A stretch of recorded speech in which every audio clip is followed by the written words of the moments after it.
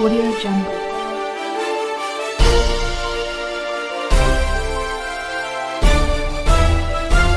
Audio Jungle. अस्सलाम वालेकुम नाज़रीन, मां राशिद गुल कांदड़ो आयामा ॾिसी रहा हो KIT न्यूज़। नाज़रीन अॼु असां मौजूद आहियूं खिपरे में मदरसे सबक़तुल बरकात वटि। नाज़रीन मदरसा सबक़तुल बरकात खिपरे में काफ़ी सालनि खां वठी तालिबनि खे दीनी तइलीम ॾिनी पई वञे। अचो त उन मौक़े ते उतां जे मुहतरम ऐं उस्तादनि सां ॻाल्हि ॿोल करियूं था त उन्हनि जो छा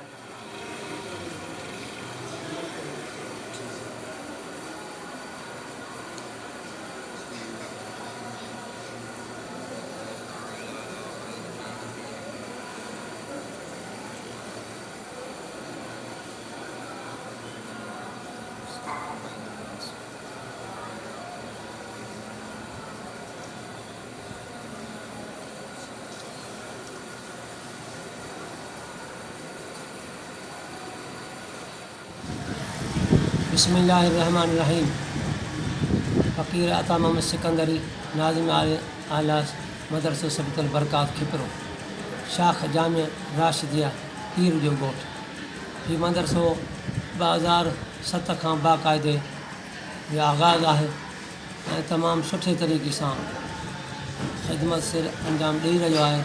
हिन वक़्त ताईं 70 हाफ़िज़ 5 आलिम निकिरी विया आहिनि, दस्तार करे विया आहिनि ऐं हिन वक़्तु तालिबनि जो जेको तादादु आहे उहो 150 मुसाफ़िर आहिनि ऐं 3 उस्ताद अरबी जा, 3 हिफ़िज़ जा, 1 नाज़रान जो आहे, 1 उस्ताद जेको आहे ट्यूशन पढ़ाए थो, जदीद तालीम असली तालीम पढ़ाए थो, 1 बोरती आहे, 1 दफ़्तर जो इंचार्ज आहे, 1 वरी सफ़ाई करण वारो पिया आहे जेको मदरसे जी ॿुहारी वग़ैरह ॾिए थो, बाथरूम वग़ैरह सफ़ाई करे थो।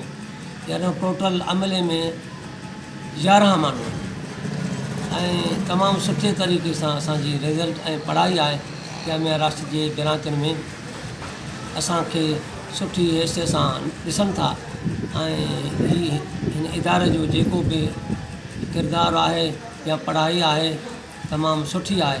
परे परे जा माण्हू हिते अची पढ़नि था, पूरी सिंध जा छोकिरा। अल्हम्दुलिल्लाह तमामु असातिज़ा किराम बि ख़ुशि आहिनि ऐं तमामु अमलो पाण में मुहबत सां इतफ़ाक़ सां हिन दीनी तालीम मसरूफ़ आहे।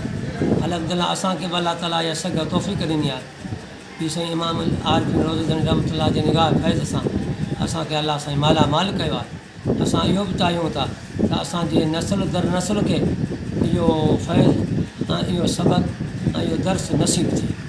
अल्लाह साईं तव्हांजी हाज़िरी खे बि अल्लाह साईं क़बूल करे। वमा अलैना इल्ला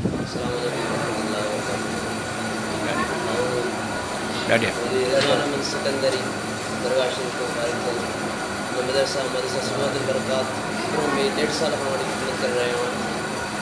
मदरसो असांजो दरगाह शरीफ जामिया राशिदिया पीर जो ॻोठ आलिया हज़रत रोज़दनी बादशाह रहमतुल्लाह अलैह जी दरबार जो हिकिड़ो हिसो आहे। उनजी मदारिस उनजी शाख़ूं आहिनि मदरसनि जूं, उन्हनि में हिकिड़ी शाख आहे ऐं 2004 खां वठी मदरसो हले पियो।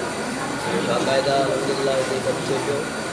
शुरूआति में इब्तिदाई जॾहिं शुरू थियो मदरसो त सिर्फ़ु मुंहिंजो ई जेको आहे हिते शोबो हुयो।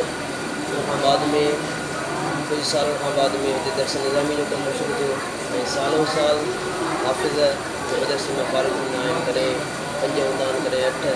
अल्हम्दुलिल्लाह हिन ताईं हिन वक़्त ताईं 2004 खां वठी 2020 ताईं 20 साल 20 साल थियो त असां वटि उलमा इकराम 3 उलमा इकराम हुतां फारिग थिया आहिनि ऐं 78 हाफ़िज़ हिन मदरसे में फारिग थी चुका आहिनि। 7 उस्ताद असां आहियूं मदरसे में हिते ख़िदमत करे रहिया आहियूं। 3 दर्स निज़ामी जे लाइ, अरबी मौलवी आलिम फाज़िल पढ़ाइण जे लाइ ऐं आउं पाण अरबी मौलवी आलिम अरबिक पढ़ाईंदो आहियां हिते। ऐं उनखां अलावा ॿिया असातिज़ा किराम आहिनि। मौलाना शेराज़ अहमद सिकंदरी आहे, उनखां अलावा मौलाना फज़लुर रहमान आहे, उहे बि दरगाह शरीफ खां ई फारिग थिया ऐं काफ़ी वक़्त खां हिते ख़िदमत करे रहिया आहिनि। उनखां अलावा असांजे मदरसे जी हिन मदरसे जी जान जड़ जी चयोसि जीअं मदरसो शुरू थियो आहे तॾहिं खां वठी हज़रत अल्लामा मौलाना कारी ग़ुलामुल्लाह सिकंदरी साहिब जेके जीअं मदरसो शुरू थियो आहे तॾहिं खां वठी हिन मदरसे में उहे ख़िदमत करे रहिया आहिनि ऐं लॻभॻि 50 जे उन्हनि हाफ़िज़ तयारु कया आहिनि। मुंहिंजी वॾी दीनी ख़िदमत आहे। जीअं मदरसो शुरू थियो आहे तॾहिं खां हाणे पढ़ाइनि पिया, अॼु ताईं अल्हम्दुलिल्लाह पढ़ाइनि पिया सुठी ख़िदमत सां, सुठी महिनत सां, सुठे वलवले सां, जमायत जी ख़िदमत ताउन सां मदरसो ई हले पियो। अल्हम्दुलिल्लाह उरूज ते हले पियो, बहितरीन तरीक़े सां हले पियो, ॿार बि सुठी महिनत कनि पिया। असांजो बि जेको हाल आहे असां ॿारनि जी ख़िदमत में आहियूं, उनखे पढ़ायूं पिया जेको थिए पियो। अल्हम्दुलिल्लाह ॾाढी ख़ुशी थी तव्हां आयो, विज़िट कयो तव्हां मदरसे KTIN में, वॾी महिरबानी। कैमरामैन नवीद मुस्तफ़ा कांदड़ो सां गॾु राशिद गुल कांदड़ो, KIT न्यूज़, मदरसा सबक़तुल बरकात, खिपरो। Audio Jungle.